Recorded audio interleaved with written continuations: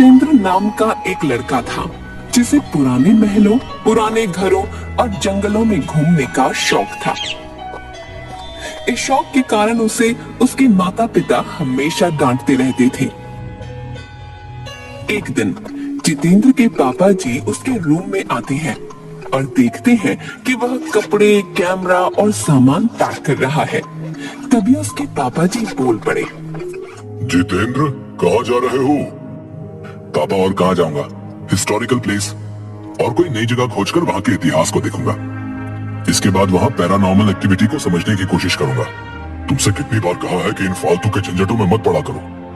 किसी नेगेटिव चीज को छेड़ना अच्छा नहीं होता। पापा, ये मेरा शौक है, अभी नहीं करूंगा तो कब करूंगा? तेज बातों की आवाज सुनकर उसकी माँ भी आ जाती है। क्या हो रहा है? क्यों इतनी तेज गुस्सा हो रहे हो? और क्या होगा, पूछो अपने लाल से। खंडरों में जाएंगे भूत पकड़ने, अपनी जिंदगी से खिलवाड़ करने। यह सुनकर माँ गुस्से में, तू कहीं नहीं जा रहा है? कुछ आया कि नहीं समझ में? क्या कह रही हूँ मैं? अरे माँ, मैं अकेले थोड़ी ना जा रहा हूँ, मेरे साथ दोस्त भी जा रहे। अब बच्चा तो नहीं हूं ना। जाने दो इसे, मानता ही नहीं, जब देखो मनमानी करता रहता है। अरे मैं जल्दी आ जाऊंगा, आप गुस्सा क्यों हो रही हो? अभी तक कुछ हुआ क्या जो आप अभी टेंशन ले रही हो? ठीक है, जा अपना ध्यान रखना, साथ ही कॉल करते रहना। माँ की बातों के साथ उसके पिता सर हिलाकर सहमति जता देते हैं। दूसरे दिन वह दोस्त राहुल और पंकज के साथ मध्य प्रदेश के बुरहानपुर से कुछ दूर एक हवेली में था। यार राहुल, बुरहानपुर से वो हवेली कितनी दूर है?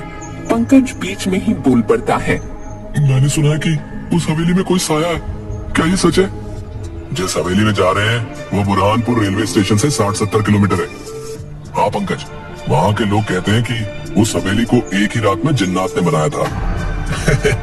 यार कुछ भी, हम लोग कितनी जगहों पर गए, कभी कुछ मिला है? हवेली पर भी कुछ नहीं मिलेगा। मैंने सुना है कि वहाँ पर रखवाली के लिए किसी को रखा भी गया है। हाँ यार, सुना तो है। तुम दोनों की ये बड़ी खराब आदत है, तुम दोनों सुनी सुनाई बातों पर विश्वास करने लगते हो। चलो वहीं चलकर देखें कौन है जिन्नात।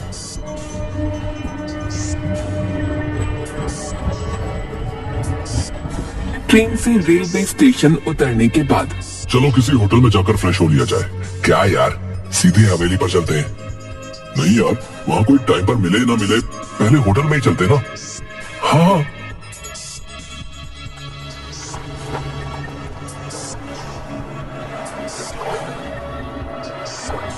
फिर तीनों होटल में जाते हैं। वहाँ भी हवेली की बातें में वो बात कर रहे होते हैं। मैं तो बहुत एक्साइटेड हूँ हवेली पर जाने के लिए। तभी होटल मैनेजर, सर आप मत जाइए, वो हवेली बहुत मनहूस है। जो भी गया और रात में रुका तो कभी वापस नहीं आया। तभी जितेंद्र रोकते हुए, क्या फालतू की बातें कर रहे हो? कभी गए हो वहाँ? फालतू की बातें करते हो। सॉरी सर, पर क्या? जाओ यार यहाँ से, फालतू में डराओ मत। मैनेजर वहाँ से चला जाता है। तुमने उसे इतना बेमतलब डांट दिया, ये गलत है भाई। पंकज भी हाँ में सिर हिलाता है। हाँ यार, यहाँ से जाते हुए उनसे माफी मांग लूंगा। माँ और पापा का गुस्सा इन्हीं पर उतर गया। तैयार होने के बाद कैब बुक कर लेते हैं। कुछ देर बाद कैब आती है और वो बैठकर जाने लगते हैं। रास्ते में पंकज रुकने को कहता है।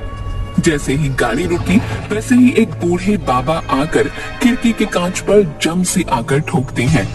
तीनों घबरा जाते हैं। आ गए तुम वापस, वो तुम्हारा ही इंतजार कर रही है। वो अभी यही है, कहीं नहीं गई। अरे बाबा, इन्हें डराओ मत, अपने लोग हैं। पागल है बाबा। ड्राइवर कैब चलाने लगता है। पीछे से बाबा चिल्लाते हुए कैब के पीछे भागते हुए कहते हैं, बेटा मत जाओ वहाँ, मत जाओ वहाँ। हवेली पहुंचने के बाद गाड़ी वाला सिक्योरिटी गार्ड के पास छोड़कर चला जाता है। सलाम सर, मैं निचांग, इस हवेली का गार्ड। हेलो निचांग, चलिए सर आप रूम में बैठिए, मैं आपके लिए चाय लेके आया है। ये चाय क्या है? पीने वाला, वो आप टी कहते हो ना, टी, वही। तीनों हंसने लगते हैं। उन्हें देख निचांग को भी हंसी आ जाती है। अच्छा चाय, जाओ जाओ लाओ। तीनों चाय पीने के बाद निचांग से, चलो हमें घुमा दो हवेली। साहब आप अंदर जाकर लेफ्ट मुड़ जाना, वहाँ अम्मा मिलेगी है, वो आपको घुमा देगी है। साहब पर शाम से पहले वहाँ बाहर आ जाना है, नहीं तो क्या साहब अच्छा नहीं होगा। बेहूदी बात है, कोई सेंस नहीं है इन बातों में। वो बूढ़ी औरत जब बाहर निकलेगी हम भी आ जाएंगे। नहीं साहब, अम्मा को वो कुछ नहीं करेंगे। आपको कुछ हो गया तो मेरी नौकरी खतरे में आ जाएगी है? भाई जल्दी आ जाएंगे ना हम। यार तू आए ना आए, हम दोनों आ जाएंगे। हाँ चलो ठीक, टाइम से पहले आ जाएंगे। अब तो चलो। अंदर जाते हुए लेफ्ट से कुछ पत्थरों की आवाज आ रही थी, जैसे कि उनसे कुछ पीसा जा रहा हो। तीनों धीरे धीरे अंदर पहुंचते हैं। तभी वह बूढ़ी अम्मा मसाला पीसते हुए दिखती है। अम्मा, वो अम्मा। वह मुड़कर कोई जवाब नहीं देती। फिर पंकज आवाज देता है, ओ दादी, ओ दादी। वह मसाला पीसते हुए रुक जाती है, धीरे से पीछे देखती है। वह उस वक्त काफी डरावनी सी लग रही थी और कहती है, अच्छा इस बार बच्चों आप लोग आए हैं। जी अम्मा, आप हमें इस हवेली में घुमा दोगी? हाँ, पर कोई मुझसे दूर नहीं जाएगा, विशेषकर ऊपरी मंजिल पर बिल्कुल भी नहीं। क्यों माँ, ऐसा क्यों? इसे जिन्नात की हवेली क्यों कहते हैं? इस हवेली को इंसानों ने थोड़े ही बनाया है। इसे मेरे वालिद जो आलिम थे, उन्होंने जिन्न को काबू करके रातों रात इस हवेली को बनवाया था। क्या वो जिन्न अभी भी काबू है? अब वह सभी जिन्न किसी के काबू में नहीं है। मतलब कुछ भी है? अब थोड़ी होते हैं जिन्न, अब मशीनों से 2 मंजिला मकान में साल भर के करीब लग जाते हैं। तो ये हवेली वो भी रात भर में? इम्पॉसिबल। मैं ऐसे नहीं मानता। मत मानो, वैसे जिन्न को आग से बनाया जाता है। वह जहाँ रहते हैं वह जगह काफी गर्म रहती है। इतना कहकर अम्मा मसाला लेकर अंदर चली जाती है और खाना बनाने लगती हैं। अरे यार, इन्हें तो काफी टाइम लगेगा, चलो हम ही घूम ले हवेली। अम्मा अंदर से सुन रही थी, तभी कहती है, बेटा आप ऊपरी मंजिल पर मत जाना और कुएं पर भी नहीं। अरे फालतू की बात है, चलो चलते हैं, कुछ नहीं हुआ वहाँ। तभी जितेंद्र को कोई बच्ची दिखाई देती है जो दीवार के पीछे से झांक रही थी। तुम चलो, मैं आता हूँ। वह उस लड़की के पास जाकर पूछता है, तुम्हारा नाम क्या है? जरीन। वह अपने बैग की जेब से चॉकलेट निकाल कर देता है। जरीन चॉकलेट लेकर उसे उदासी भरी नजरों से देखती रहती है। आप यहाँ से चले जाओ। इतना कहकर उदासी के साथ वह वहाँ से चली जाती है। जितेंद्र को उसे देखकर बहुत अजीब लग रहा था। तभी बहुत तेज आवाज आती है, जैसे कि गहरे पानी में कुछ गिरा हो। जितेंद्र दौड़कर आवाज वाली जगह पर जाता है। वह देखता है कि राहुल अकेला कुएं की दीवार पर बैठा था। वह राहुल से पूछता है, ये किस चीज की इतनी तेज आवाज थी? पंकज कहाँ है? इतने में पीछे से पंकज भी दौड़कर आता है। वो भी पूछता है, क्या हुआ? कुछ भी तो नहीं, बस इस कुएं में पत्थर फेंका था। इतने में पंकज घबरा कर कहता है, वो बूढ़ी औरत ने तो कुएं के पास आने के लिए मना किया था, तो तू यहाँ क्यों बैठा है? चल उतर जल्दी, चल यहाँ से। पंकज राहुल का हाथ गुस्से और जोर से पकड़कर वहाँ से दूर ले जाता है।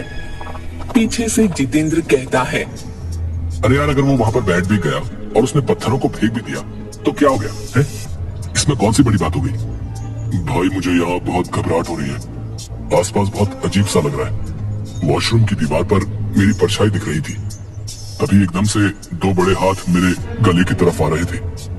तभी पानी में कुछ गिरने की तेज आवाज आई और मैं तेजी से दौड़कर यहाँ आ गया।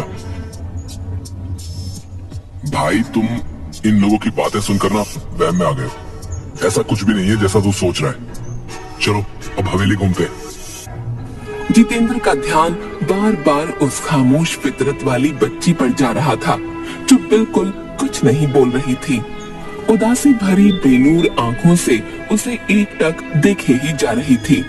ऊपर से पंकज को यह हवेली कई जगहों पर कालिख और काई जमी हुई दिख रही थी, जो कि काफी डरावनी लग रही थी। इसी के साथ राहुल का बोलना बिल्कुल बंद सा हो गया था। इस पर पंकज और जितेंद्र दोनों में से किसी का भी ध्यान नहीं जा रहा था। यार इन दोनों के बहकावे में नहीं आता तो यहाँ फंसता नहीं, बेमतलब आ गया इनके साथ यहाँ पर। कमरों में घूमते हुए पंकज की और जितेंद्र की नजर कमरों पर बनी नक्काशी पर जा रही थी। साथ ही वहाँ थके थके व बेमन से टिमटिमा रहे पुराने बल्ब जो कभी भी दम तोड़ दें। दीवार पर कई जगह जानवरों के सर लगे हुए थे, जिसके कारण हवेली काफी भयानक लगने लगी थी। ये जगह इतनी डरावनी और अजीब क्यों है? दूसरी जगहों पर इतना डर नहीं लगा था, पर यहाँ तो उल्टा मुझे ही ज्यादा डर लग रहा है। कुछ यहाँ जो पर्दों में छिपा है। धीरे धीरे वह वापस आंगन में बूढ़ी अम्मा के पास पहुंचकर उनके पास बैठ गए। जितेंद्र के मन में बहुत सारे सवाल आ रहे थे। वह आखिरकार पूछ ही बैठा, ऊपरी मंजिल पर जाना क्यों मना है? वह किसी को भी ऊपरी मंजिल पर जाने वाले को जिंदा नहीं रहने देते। आप इस सब पर विश्वास करती हैं? ये चीजें तो बस वहम होती हैं। मेरा बेटा भी नहीं मानता था, कितना समझाया, लेकिन होने को कौन टाल सकता है। बेटा, आप इन चीजों को समझने की कोशिश करो। आपका एक साथी कहाँ है? पंकज और जितेंद्र दोनों उसे ढूंढने लगते हैं। इतने में वह जरीन लड़की जितेंद्र को मिल जाती है। वह उसे कहती है, आज बहुत भारी दिन है, आप कहीं नहीं रुकना। आप अकेले दोस्त के साथ वापस चले जाओ। मैं इस बच्ची की बात को क्यों नहीं समझ पा रहा हूँ। आखिर कहना क्या चाहती है? बेटा, आप क्या कहना चाहती हो? थोड़ी देर में आपका यहाँ से निकलना मुश्किल हो जाएगा। आप और आपका एक दोस्त, आप दोनों चले जाओ। जाने कब राहुल को ढूंढने ढूंढने में पंकज सबसे ऊपरी मंजिल पर पहुंच गया। उसे मालूम ही नहीं चला। उसे ऊपरी मंजिल के एक कमरे में काफी तेज रोशनी हो रही थी। उसने आवाज लगाई, राहुल तू है ना इस रूम में? मुझे डरा मत, कुछ बोल तो सही। अंदर से सिर्फ की आवाज आती है, जिसके कारण पंकज घबराने लगता है। इसके बाद वह जोर से चिल्लाता है, राहुल बाहर निकल जल्दी। पंकज की आवाज नीचे जितेंद्र के पास जाती है। वह समझ जाता है कि पंकज सबसे ऊपरी वाली मंजिल पर है। वह भी तेजी से ऊपर जाने लगता है। वह छोटी बच्ची उसे रोक लेती है। ऊपर पंकज गेट खोल लेता है और एक जोरदार चीख के साथ तेज रोशनी दिखाई देती है। फिर पंकज का शरीर धीरे धीरे नीचे आने लगता है, जैसे कि पानी पर तैर रहा हो। यह सब जितेंद्र की आंखों के सामने हो रहा था। एकदम से ये सब देखकर जितेंद्र वहीं बेहोश हो जाता है। जब वह आंखें खोलता है तो वो अपने आप को अम्मा के रूम में उनकी गोद में सर रखे पाता है।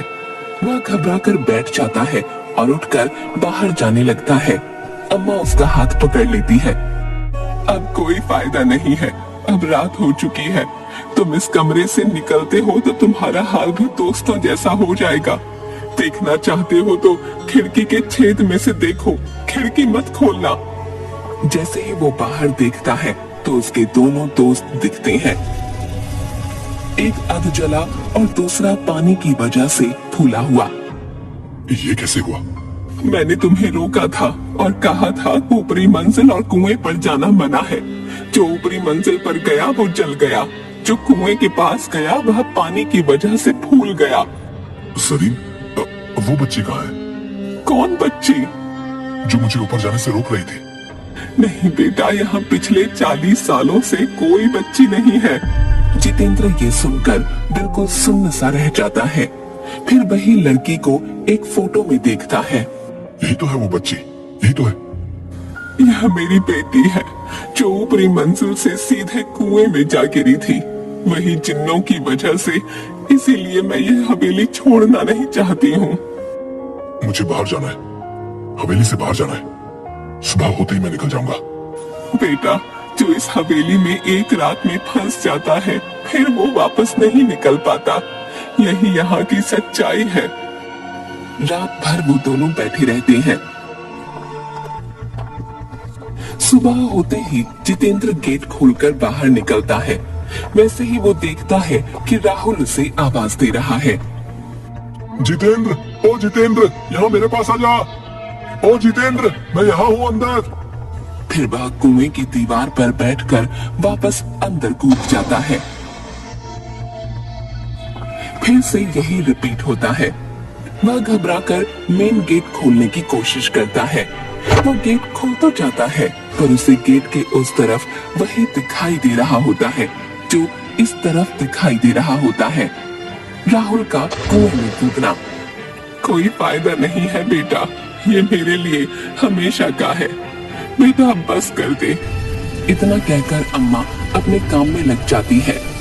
जितेंद्र को उसके वही दोस्त बार बार दिखाई देते हैं। फिर उसे वही जरीन दिखाई देती है। वह उसे एक तरफ उंगली दिखाते हुए कहती है, जाओ, आखिरी बार और आखिरी मौका, अब और न मिले मौका। इतने में उसके सामने उसके दोनों दोस्त खड़े हो जाते हैं। दोनों साथ साथ कहते हैं, ये सब कुछ नहीं होता है। फिर दोनों जितेंद्र को मारने के लिए अपने हाथ बढ़ाते हैं। तभी वही बच्ची उसे बचाकर बाहर निकाल देती है। जितेंद्र बेहोशी की हालत में बाहर आता है और उसे वही बाबा मिलते हैं। बेटा, मैं कह रहा था, वो तुम्हारा इंतजार कर रही है, वो तुम्हें छोड़ेगी नहीं। वो बाबा हंसते हुए निकल जाते हैं। जितेंद्र जैसे ही आगे बढ़ता है,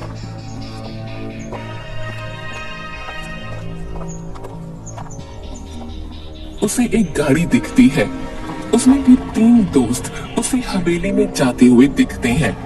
वही सीन वापस से उसे दिखने लगता है, पर वो बाहर होता है। गाड़ी में कोई और होते हैं। जाते जाते वह वापस मुड़कर देखता है तो वो बच्ची उसे ही देख रही होती है। उस बच्ची के साथ भी वही हादसा होते हुए उसे दिखता है। बच्ची को आग लगती है और वो नीचे गिरने लगती है। अब जितेंद्र समझ गया था कि जिंदगी अनमोल होती है, बड़ों का कहना मान लेना चाहिए। वह मान गया था कि किसी भी शक्ति को नकारा नहीं जा सकता है, चाहे वह नेगेटिव हो या पॉजिटिव।